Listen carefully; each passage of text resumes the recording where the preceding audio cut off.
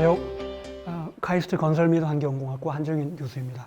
저는 오늘 공기청정기, 미세먼지에 특화된 물을 사용하는 공기청정기를 설명하고자 합니다. 비가 온 후에 지금처럼 그 다음 날은 특히 청명하고 또 쾌적하고 그렇잖아요. 물을 활용해서 공기를 좀 처리할 수 없을까, 또 효과적으로 처리할 수 없을까, 그런 생각에서 시작해서 공기청정기를 개발을 했습니다. 그래서 이름을 소나기식 공기청정기라고 명명했습니다. 미세먼지는 설명할 필요도 없을 만큼 아주 심각하고요. 또 더 심각해질 겁니다. 인체에 실질적으로 많은 해를 끼치고 있고 경제에 미치는 또 영향 또한 지대합니다. 미세먼지는 먼지입니다. 근데 아주 작은 먼지인 거죠. 그냥 먼지 자체도 작은 게 있는데 분자로부터 시작해서 그게 전환돼서 2차적으로 형성되는 것이 더 큰 문제를 야기한다고 할 수 있습니다. 대표적인 전구 물질로는 질소 산화물질, 낙스, 황산화물질, 싹스, 그리고 암모니아. 이 물질들이, 이 분자들이 배출돼서 공기 중에서 산화가 되고 그들이 뭉치고 또 중금속이든 아니면 유기물이든 수검댕이든 그런 것들이 모여서 이제 2차적으로 미세먼지를 만들어내는 거죠. 이 전구 물질들은 연소 과정에서 발생합니다. 발전소, 석탄 발전소, 사실은 천연가스 발전소도 마찬가지입니다. 그리고 선박 아주 많은, 굉장히 지저분합니다.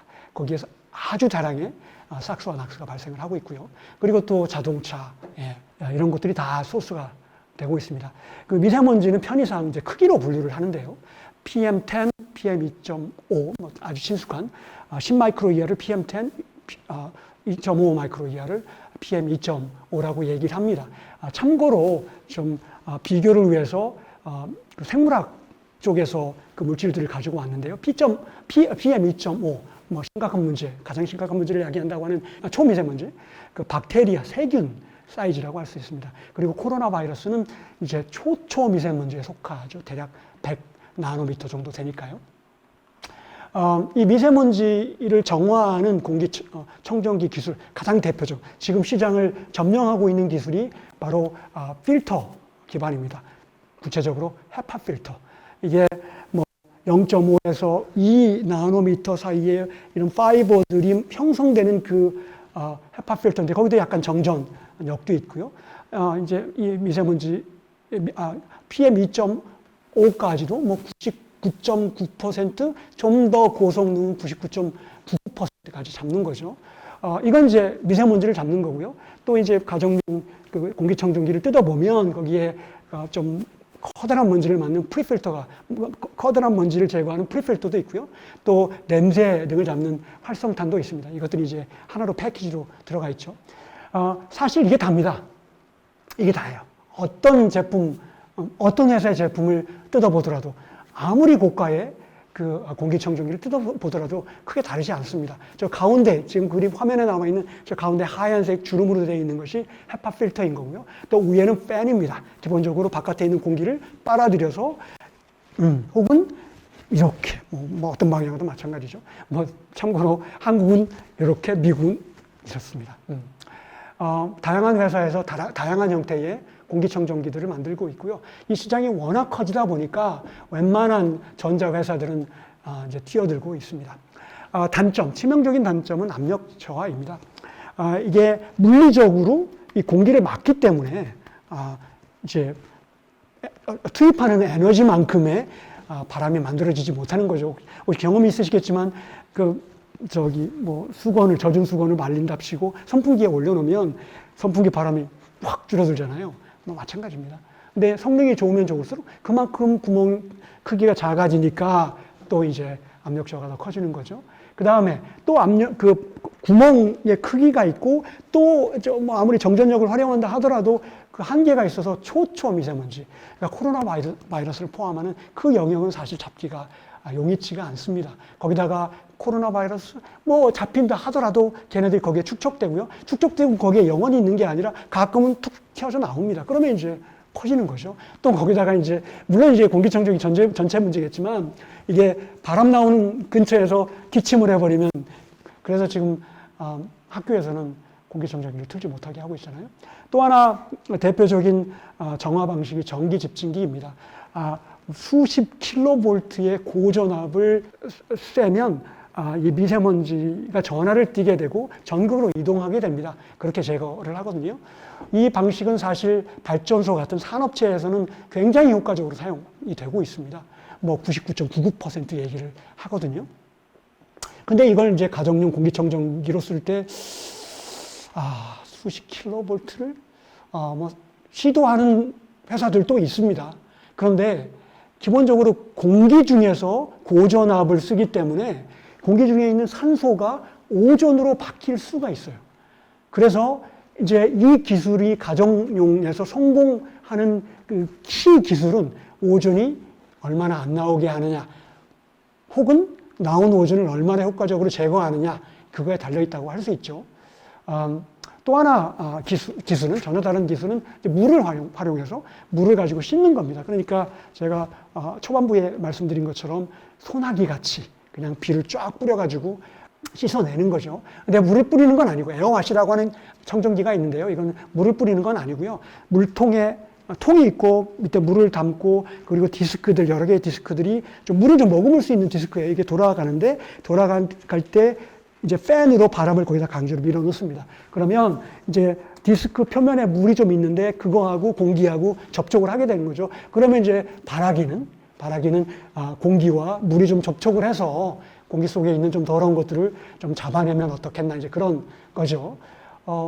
뭐 아이디어 자체는 나쁘지 않은 것 같아요. 뭐 이걸 바탕으로 해서 뭐 LG를 포함해서 다양한 회사들이 이걸 만들었고요. 사실 저도 대략 10년 정도 이걸 공기청정기로 쓰고 있었습니다. 근데 이제 이 기술은 벤츄라라고 하는 회사에서 처음 시작을 했고요. 지금도 이 회사께 가장 고가인 것 같아요. 근데 생각을 해보세요. 이게 공기청정 효과가 있을까요? 이게 5mm 간격의 디스크거든요. 거기에 강력하게 바람을 딱 쏘이면 공기하고 물하고 만날까요? 이게 가습 효과는 있어요. 어차피 가습은 물이라고 하는 액상에서 기상으로 원웨이로 가는 거기 때문에 가능한데, 공기 속에 있는 요놈이 들어가고 이게 양방향으로는 이게 어려운 거죠. 실제로 테스트를 해보면 공기청정 효과는 거의 없다고 할 수 있습니다. 사실요, 물을 이용해서 공기를 정화하는, 기체를 정화하는 기술은 환경 쪽에서 수십 년간 있어 온 기술입니다. 그걸 우리는 이제 전문 용어로 wet scrubber 혹은 습식 스크러버라고 얘기를 하는 거죠. 다양한 접근법이 있습니다. 다 괜찮아요. 근데 이제 저는 그 기존의 그 환경 기술들은 가정용으로 쓰기가 좀 어렵고, 사실 효율이 생각보다 그렇게 좋진 않아요. 되게 좋은데, 아까 그 에어와시에 비하면 뭐 비교할 수 없이 좋은데, 이게 이제 자꾸 환경 쪽에서 높아지는 그 규제와 또 공기청정 목적으로는 좀 한계가 있는 거죠. 그래서 저는 이 회전체를 활용한 기체와 액체를 접촉하는 그 웹 스크러버 기술을 개발을 했습니다. 이 기술을 바탕으로 해서 석탄 발전소, 그리고 디젤, 선박의 디젤 엔진의 정화, 이제 파일럿 테스트를 진행을 했고요. 성공적으로 진행을 했고요. 그 핵심 기술, 액체 기체 접촉 그 장치, 임펠러 기술을 가지고 와서 그것 가지고 공기 정화 장치를 만드는 거죠. 이게 이제 컨셉추얼한 디자인입니다. 뭐 회전체이기 때문에 그걸 회전하는 구동하는 모터가 있고요. 또 임펠러가 있고요. 저는 그냥 특수 임펠러라고 얘기를 하겠습니다. 그리고 이제 물을 뿌리는 장치가 있고, 또 사실 임펠러가 공기도 빨아들이는 그 송풍기 역할도 하는 거고요. 그래서 저 위에 눈사람 같이 생긴 그 위에 있는 사각형, 그게 팬인데요. 거기에서 이제 기압 접촉이 일어나고요. 그러면 이제 거기서 공기는 정화되고, 그리고 더러워진 물은 밑으로 내려가고, 깨끗해진 공기로 바깥으로 나가는 그런 형태가 되는 거죠. 뭐 구조는 그렇습니다. 효과? 이거 물을 이용하기 때문에 물에 녹는 건 다 잡는다고 할 수 있습니다. 기본적으로 미세먼지, 초미세먼지, 그리고 꽃가루, 황사 이런 것들은 기본적으로 물을 좋아해요. 물론 이제 테스트를 해보니까 초미세먼지는 조금 다른 이슈가 있는 것 같더라고요. 이제 그 이슈를 극복한 기술이 이제 제 7세대 장치에서 구현이 됐는데요. 바이러스 곰팡이, 세균, 이건 바이오 미세먼지라고 일컬을 수 있고 얘네들도 물을 좋아합니다. 원론적으로 잡을 수가 있습니다. 그리고 얘네들이 문제가 된다.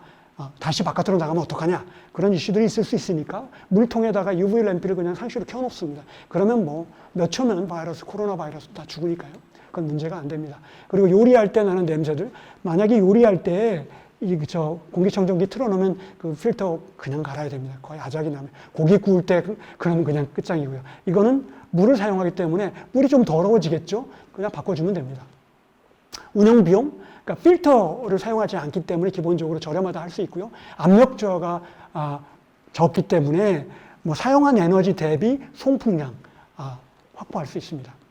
겨울에는 물을 사용하니까 가습할 수 있고요. 여름에는 실외기, 사실 저는 이제 이 장치를 실외기하고 같이 물려서 그 냉방 장치로 좀 사용하고 싶은데 지금 현재 7세대는 지금 그렇게 테스트를 하고 있습니다. 에어컨입니다. 제습도 되고요. 공기가요 아주 상쾌합니다. 이게 지금 비 오고 나서의, 그런데 온도가 상당히 낮은 상태에서 비 오고 났을 때 그 쾌적함이 그 처리된 공기, 정화된 공기에서 느낄 수가 있어요. 한번 경험해 보시기를 강력하게 추천합니다. 지금 요 그림은 이제 제 2세대이고요. 이거는 아주 단순한 버전입니다. 그냥 습식 스크러버의 그 핵심 장치, 기획 접종 장치만 달려 있는 거고요. 이건 이제 좀 대형화 시킨 거고요. 좀 넓은 공간에서 사용하려고 만든 거고요. 대상은 뭐 당연히 가정 실내입니다. 기존의 공기청정기를 대체하는 거고요. 사실 이 장치가 좀 더 효과적으로 사용할 수 있는 곳은 빌딩입니다. 혹은 뭐 공공기관들, 외부에 공조 시스템이 있는 곳. 그러니까 공조 시스템에서 아예 공기를 처리해서 그냥 분배를 시켜버리는 거죠. 그러면 사실 제가 좀 현재 극복하고 있는 그런 약간의 이슈들, 그런 이슈들이 전혀 문제가 되지 않고요. 그리고 재래시장이 또 하나 타겟이라고 할 수 있습니다. 이게 이 공기청정기 자체가 태생적으로 에너지를 들여서 공기를 빨아들여서 처리해서 내보내는 거라서 이게 이렇게 실내 어떤 이 confined structure에서만 사실 효과가 있어요. 바깥으로 나가면 오픈되어 있으면 바람이 조금이라도 불면 들인 에너지가 가성비가 그렇게 좋지가 않습니다.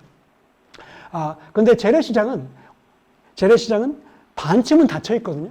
그래서 제가 그 유체의 흐름을, 공기의 흐름을 어느 정도 컨트롤할 수가 있어요. 공기 질이 나쁘죠. 뭐 미세먼지는 물론이고 냄새, 또 사람이 많으니까 산소도 적고 뭐 여러 가지 문제들이 있잖아요.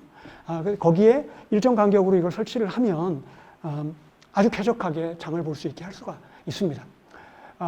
또 하나 타겟은 이 번화가의 도로입니다. 뭐 가로등 아니면 전봇대와 같이 일정한 간격으로 정화기를 설치를 하는 거죠. 물론 이제 물이 있어야 되고요, 전기가 있어야 됩니다만 이 처리된 공기를 바닥에서 파이프라인을 통해서 밑에서 공급하게 합니다. 그러면 밑에서부터 바람이 올라오기 때문에 양압이 형성돼서 이게 공기를 밀어요, 위로. 그래서 뭐 예컨대 한 2m 정도, 사람의 키 정도 되는 곳까지만 처리하면 되지 않겠습니까? 그 위는 뭐. 그래서 이것도 제가 시도를 해보고 싶은 그런 타겟이라고 할 수 있습니다. 제 공기 정화기를 통해서 바라는 이미지는 소나기 후에, 봄하고 가을에, 소나기 후에 그 후에 그 쾌적함, 상쾌함, 혹은 그 폭포수 앞에 있을 때 그때 그 어떤 말로 형용할 수 없는 그런 좀 쾌적함이 있잖아요. 제 장치가 그런 쾌적함을 구현하고 싶습니다. 구현할 수 있을 것 같습니다. 경청해 주셔서 감사합니다.